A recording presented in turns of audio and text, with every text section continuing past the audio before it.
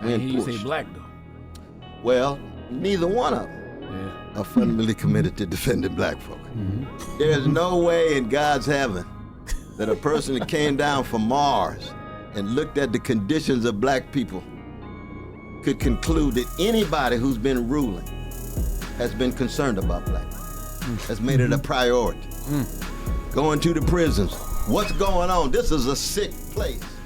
When it comes to Dr. Cornel West, like, you have to, if you don't know who he is, you need to do your due diligence and figure out who this man is, because when it comes to him speaking for the people, speaking as a genuine human being, because we already know a lot of these politicians almost sound like Google. They sound like robots. Sometimes when you're having a conversation with these politicians, they sound like they're just reciting something they memorized, and they don't like to answer questions. They want to beat around the bush. They always have some sort of like some conniving motive. It always kind of seems like, and I really get those vibes when I listen to a Vivek speaking. Like, he sounds like a really good car salesman. It's like, I know you're speaking good, but what are you trying to trick me into? That's the vibes I get with some of these politicians. But when it comes to Dr. Cornel West, Mr. Dr. Cornel West, you even if you don't think he has a chance of winning, even if you think he has some sort of secret mode, you have to at least admit, when you hear him speak, you almost believe that he genuinely cares for you. Like, if any other politician or president in our past approached a situation and was able to communicate with the American people the way that Dr. Cornel West does, it would be almost historic.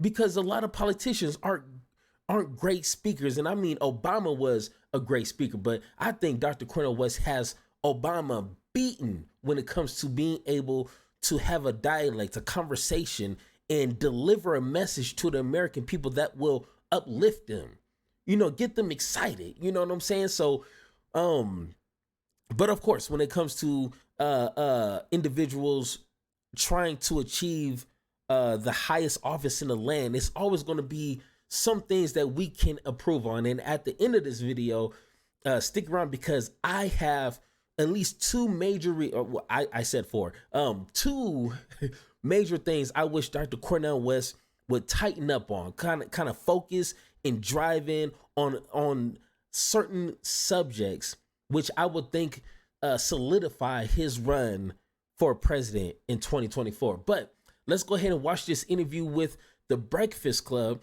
And I mean, this is like what, almost an hour interview. So I'm going to select like 4 clips that we're going to kind of go over. I think was kind of essential to this interview, and we're going to break it down. And like always, we're going to have that conversation. Happy to have you here, brother. I see that the Democrats and a lot of progressives are saying they wish you wouldn't run, saying that your presidential bid could cripple President Biden's potential run. How does that feel to be that kind of threat, to be that kind of disruptor? Well, it's a beautiful thing. It's a beautiful thing. That's what it means to be a servant of the people. You see that Harriet Tubman was a threat to the white supremacist order. Frederick Douglass was a threat. That's why he put a bounty on his head. Ida B. Wells was a threat against lynching and American terrorism, Jim and Jane Crow. That's why they put a bounty on his head. Martin King, Fannie Lou Hamer, they were threats. And what does it mean to be a threat? What it means to be a threat is you calling into question an order that's predicated on too much suffering of precious everyday people. Now, the funny thing for me is, here it is. I haven't had one public event. Okay. I haven't had one fundraiser. And they say I'm a threat and a menace to the constitutional order.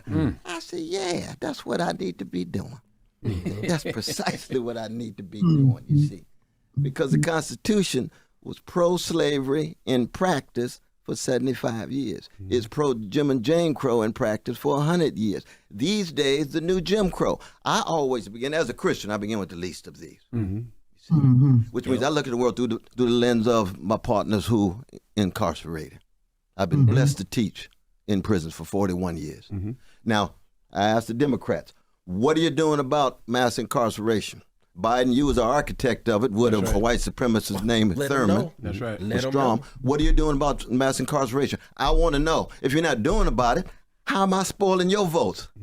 You're not speaking to the needs of my people. You're not speaking to the needs of those who are suffering. Right. So I'm not a spoiler. I'm casting a spotlight on that which you don't want to come to terms with. If you were really concerned about the issues I'm concerned about, then steal my thunder. Be on the cutting edge of eliminating mass incarceration. Be on the cutting edge of abolishing of poverty, abolishing homelessness. And we were just talking to my beloved wife, Anahita, here, the unhoused precious brothers and sisters. If you really want to speak to the issues, be on the edge of trying to gain access to workers with a living wage. Then I wouldn't have no ground. That's right. You see? So Now,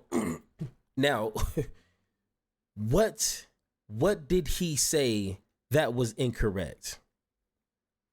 What did he say? And this is one of the things I hate when people say, well, you know, Dr. Cornel West can't win. It's like, well, what are you doing about it?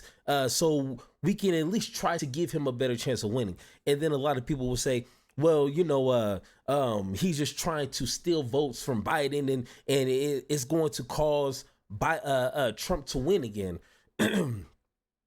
He said it perfectly. If Joe Biden and the Democrats, and you know, it sound like one of those old school singing groups, Joe Biden and the Democrats, if they were doing what they were supposed to do to meet the needs of the average American person, no third party, no Republican would be able to steal any votes. It's not like we're voting for Dr. West because he's a good speaker. We're not voting for him because, you know, his cool little gray fro that he got going on that he's been rocking since I'm pretty sure he was a little kid. No, we're voting for him. We're supporting him because we believe he can deliver what's been needed for decades to the average American person. It's that simple. It's not complex to run as a for the presidential seat, because you just have to know what the people need, not what the people want. The people want bickering and scapegoating and fighting and hatred. That's what the people want because it's entertaining.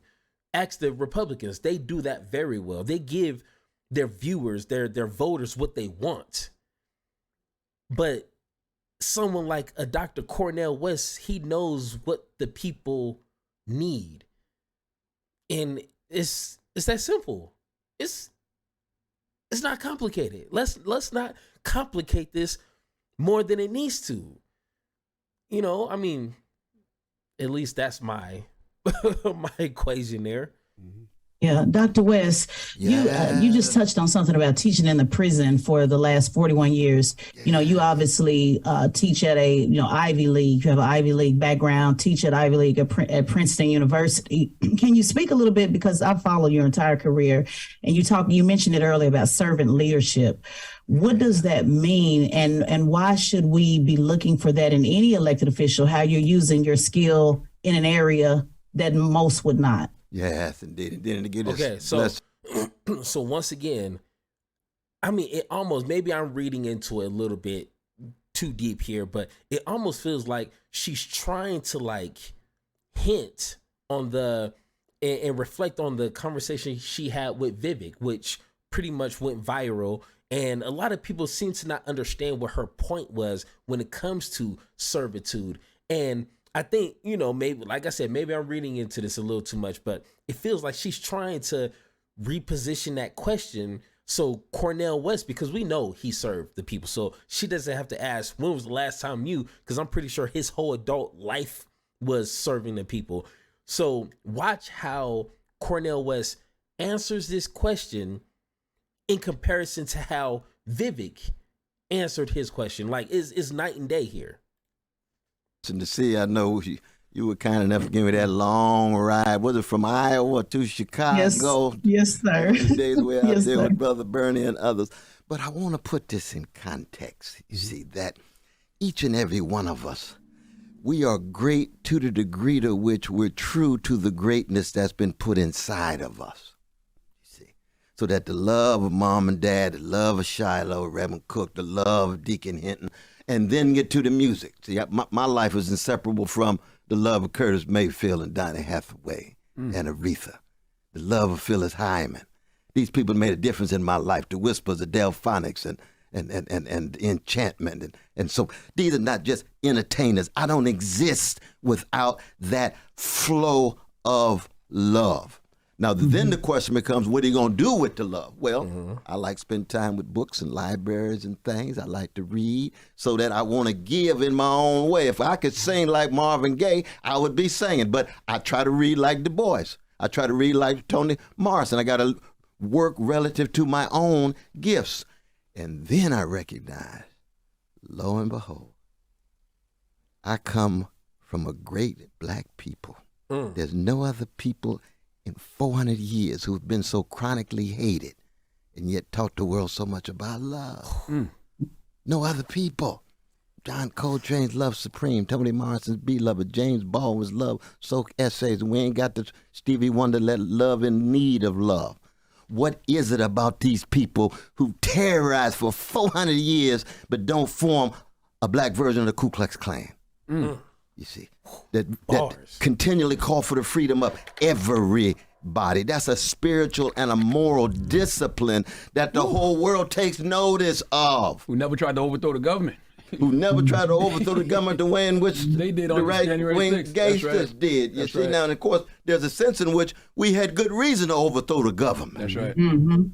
If you're going to put my mama under slavery, I'm going to be part of a group that overthrows the government because when you love your mama, you hate the fact she's being treated unjustly. That's right. That's why I love the Frederick Douglasses and the Malcolm X's and the Black Panther Party and so many others, right? Now, at the same time, I'm a revolutionary Christian, you know, which means what? Which means that my conception of greatness is not Alexander the Great, gangster who involved in conquest and domination and subjugation.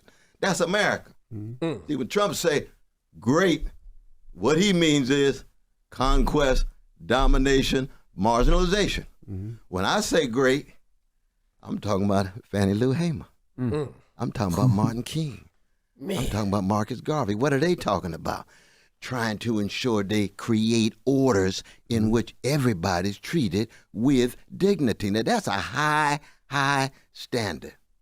That's like trying to pick up the saxophone and listen to John Coltrane. That standard's going to hurt you because it's so high. But you know what the standards are.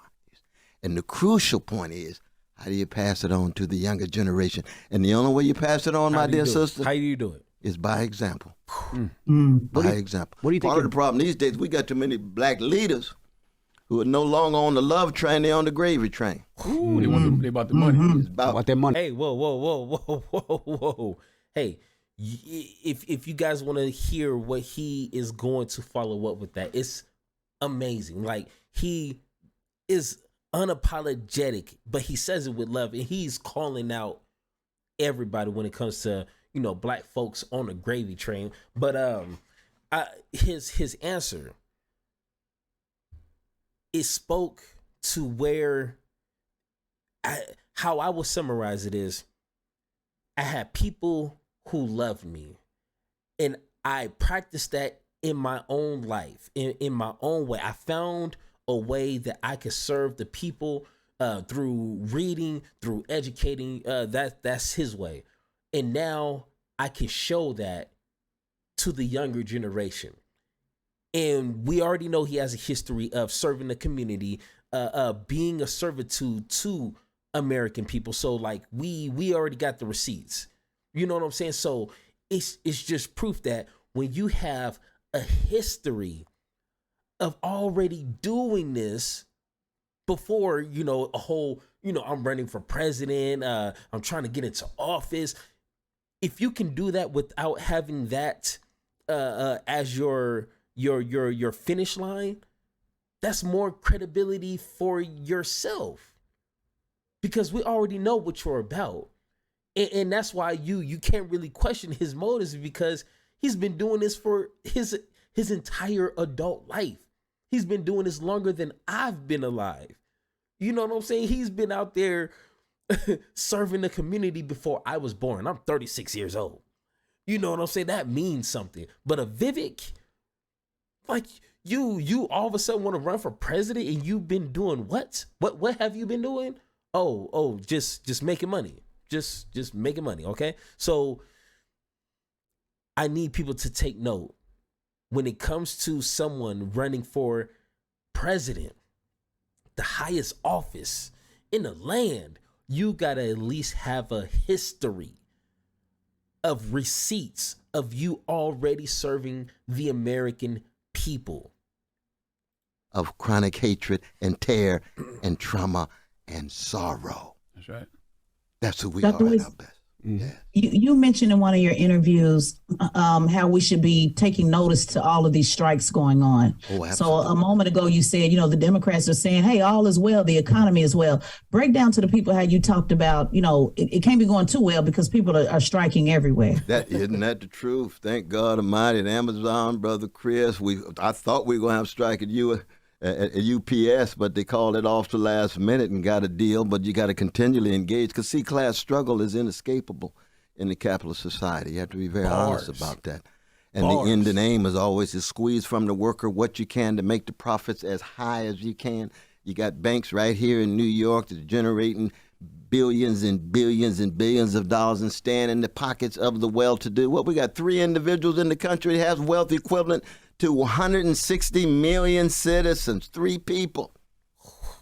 3 people. That's a Keith Sweat moment. Something just ain't right. Ridiculous. Same is true with Cop City. Who's supporting Cop City? Democrats and Republicans. Black politicians down in Atlanta too. What's happening? What is Cop City? The militarization of an already militarized police force. To do what? To make sure that on the chocolate side of town, you're not engaging in the kind of protecting service that you ought to. It's suppress. It's contain, so it doesn't spill over to the other sections of town. Treat them where you want to. Look at our dear brother. We're going to kick off the campaign in Mississippi with Emmett Till Day, on August 25 and 26. And we got Brother Jenkins and Brother Parker, Brother Michael and Brother Eddie. Y'all heard about that case. The 2 who have been so brutalized and sexually assaulted down in Mississippi.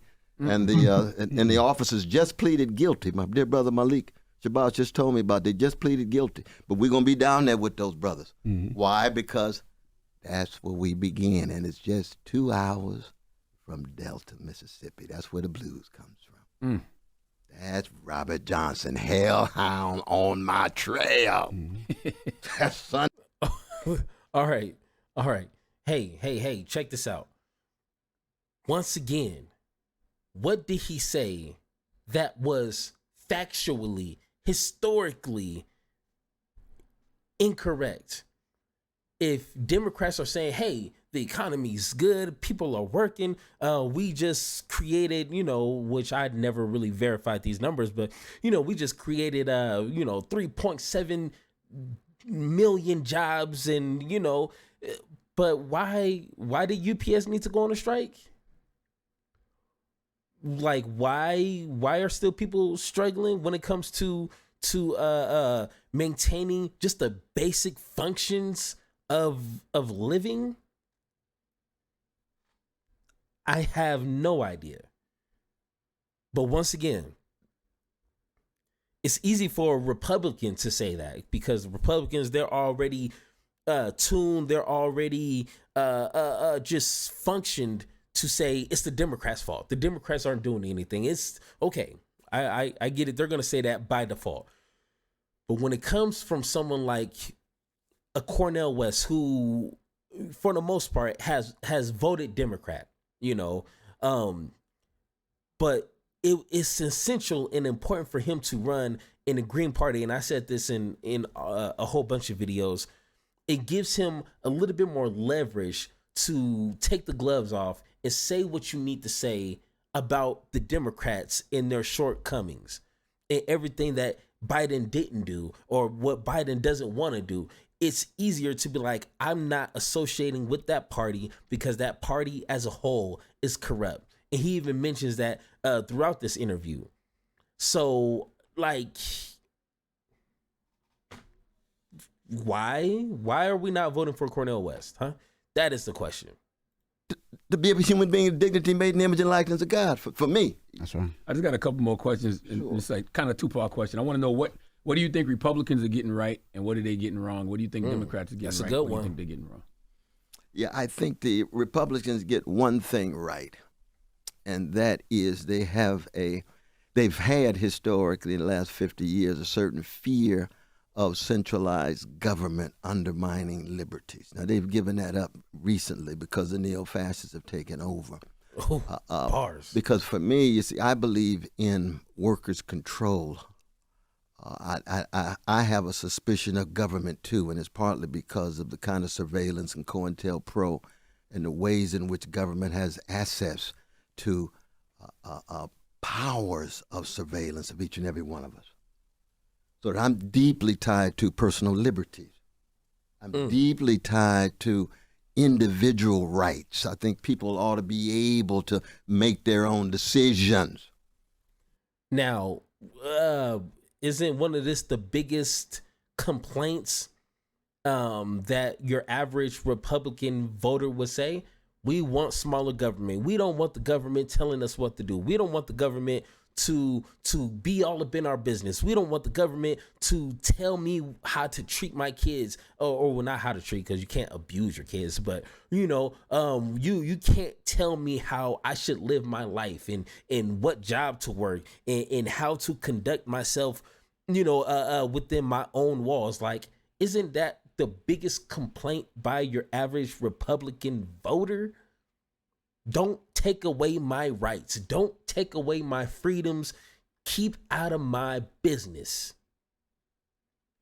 I mean, just in a nutshell. Yeah. But we have to agree and we have to understand the past,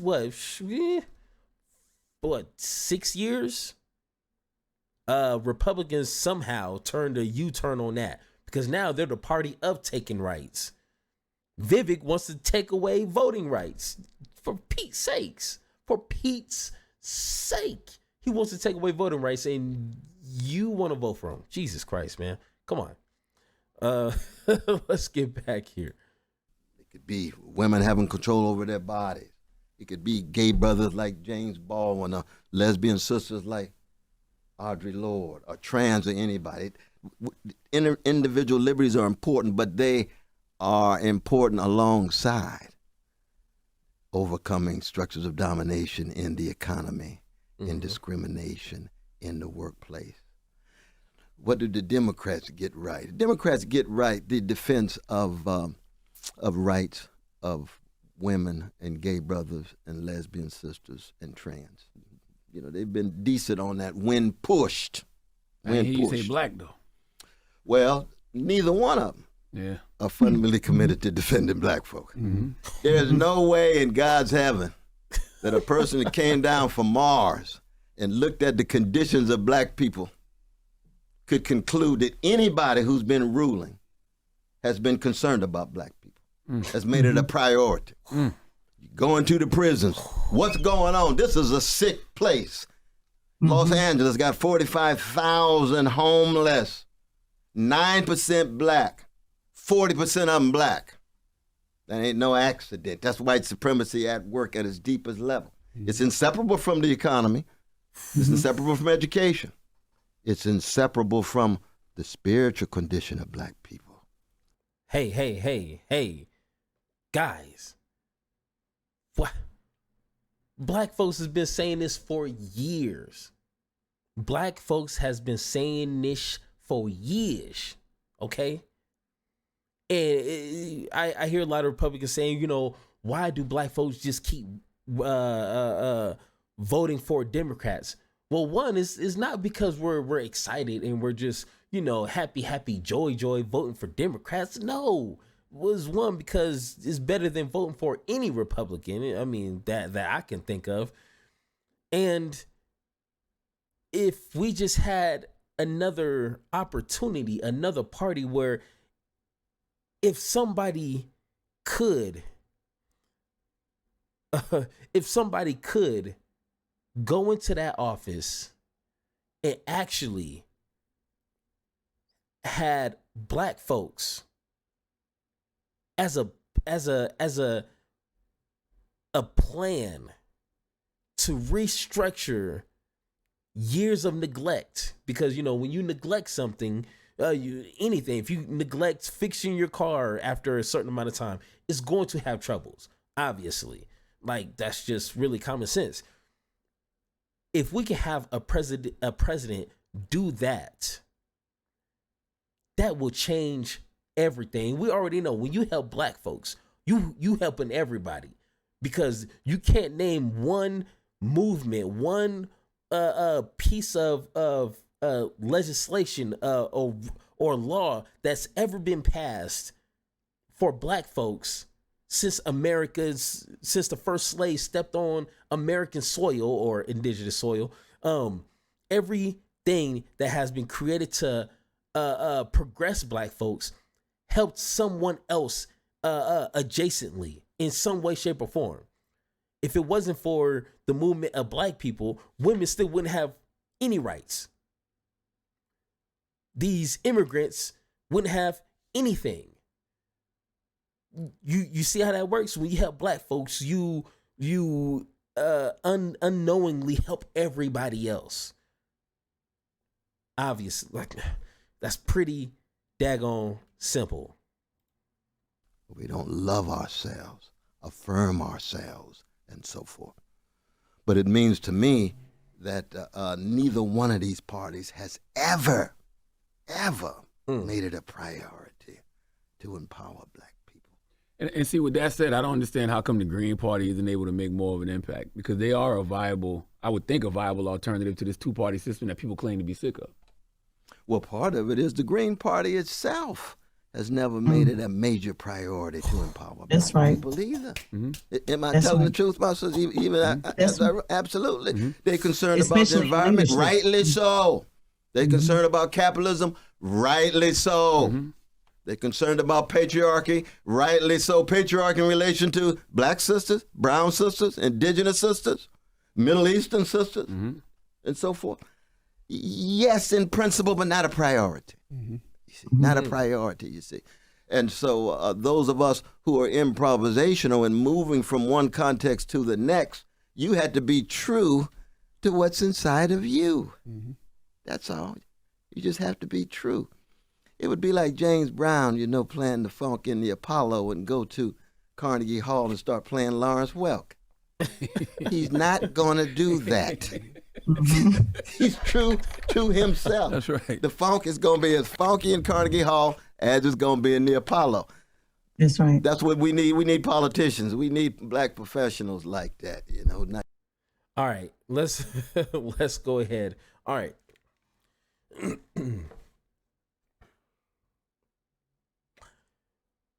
It is very little that Cornel West is lacking when it comes to his presidential run. I mean, when I think the most important, essential thing for a candidate is to be able to speak to the hearts of American people, not the minds, because we already know. I mean, if you're a spiritual person, you already know your mind will lie to you, but your heart, deep down inside of you that you're a bigot, that you're a racist, that you're you're not the greatest person. The gangster within you. And if we can have a politician speak to that person, be like, hey, at the end of the day, black people, brown people, they are not your enemies, okay? The enemies is X, Y, and Z, A, B, and C, 1, 2, 3. If he can have the opportunity to reach everybody and speak to the conditions that is plaguing everybody. Like I said before, what made Martin Luther King such a threat and why the government had to take him out was because he was able to pull not just black folks, but white folks. It was a story. He was in prison or in jail, and a guard was walking by, and the guard said something, and Martin Luther King was like, hey, Mr. Guard, and I'm paraphrasing here. He said, hey, Mr. Guard, how much money do you make? And the guard must have said some, ridiculous number, because in my opinion, I think police officers are underpaid when it comes to their salary. And I'm pretty sure they were underpaid then. And Martin Luther King was like, well, damn, you should be marching with us. It's like Martin Luther King was able to see the conditions that plagues everybody, which is money.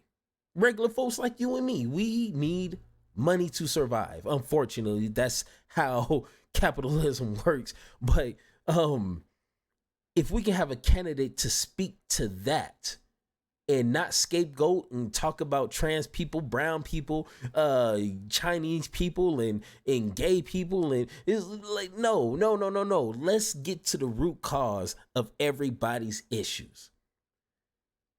Cornel West, Mr. Dr. Cornel West would blow everybody else out the water. Now, in my opinion, there's a few things I wish Dr. Cornel West would focus on and make it a priority. One of them is his website. His website, I will pay for it myself, okay? He needs to get that thing presentable and in a way to where it's easy to navigate and learn who he is, learn what his policies are, learn his travel dates, to support him. Like, it just needs to be pimp type, because there's a lot of people who don't know who Dr. Cornel West is, and 9 times out of 10 people are going to pull out their smartphones, Google it, and it needs to be the first search in Google going to his website, and that's where people are going to learn who he is. 1. 2, which is probably the most important, is I want him to have a list of policies. A list of policies. 1 through 100, 1 through 50. I don't know. Just give me something of straight policies. And if you really want to be gangster with it, have policies in a little brief description on how you're going to accomplish that. And maybe a time frame, like give me 30 days for this, 6 months for this, a year, 2 years for this. Give me some sort of political structure when it comes to policies and laws that you want to implement or even take out. You know what I'm saying? Let me know, because it's 2 fights to this conversation. One is a conversation to the heart, which we already discussed. If you can speak to the heart of someone, you got them. But then we want to please the mind. The mind needs to know that, okay, Dr. Cornel West is going to get in office. He's going to help me financially by X, Y, and Z. That's why I want to vote for him. I wish, now maybe I'm missing it. Maybe he does have it somewhere. Maybe he did do an interview where he specified these things, and I probably haven't watched every single interview, which is a shame. But I want him to make that a priority. Like, have some business cards with a list of things that he would like to get passed. You know what I'm saying? So once again, Dr. Cornel West killed it. And I mean, of course, he's such a great speaker. He's been doing this for his entire adult life. So it's crazy to expect anything less. But I want more from him, because I know it's going to take 150% for him to actually pull this out and actually win. He can't do the bare minimum like Joe Biden. He can't just, kick back and just let his major donors just feed him money. He needs to go above and beyond, and even beyond that, if he's going to have a chance of winning. And I think with the American people and Cornel West, we can accomplish that. Bro, read a history book or two and figure out all the things that black folks and other folks have accomplished and was able to achieve during their times. And you telling me we can't get this man out of office? Like I said, read some history books and then let's have that conversation. But like always, if you think that I'm just crazy, just talking out of the side of my neck, and you think Cornel West is the wackest politician alive and he has no chance in a cold hell to win, let me know in the comments. And like always, let's have that conversation. Thank you for listening, and don't forget to join the conversation by subscribing. Make sure to tune in next time, and like always, power to you, power to me, power to the people, power to the pod.